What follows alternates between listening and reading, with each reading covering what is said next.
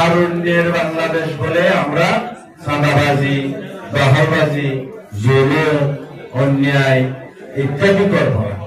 হ্যাঁ, তাহলে সেটা আজকে বাংলাদেশে আপনারা নতুন নতুন মেসেজ দিন দিন আপনারা পাচ্ছেন।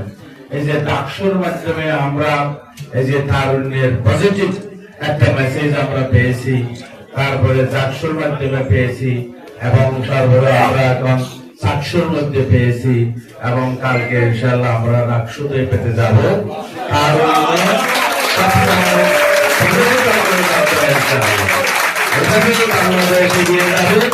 এবং আগামী পার্লামেন্ট নির্বাচনে ইনশাআল্লাহ তারুণ্যের বিজয় হবে। বাংলাদেশকে ইনশাআল্লাহ উচ্চে নিয়ে যাবে, উচ্চের আসনে। আমরা ইনশাআল্লাহ আর কোন দুর্নীতি আমরা করব না, দুর্নীতির বিরুদ্ধে জিরো টলারেন্স হবে, এবং আমরা সব মানুষের জন্য কল্যাণকর একটি রাষ্ট্র, যেখানে সবাই নিরাপদে বসবাস করতে পারবে।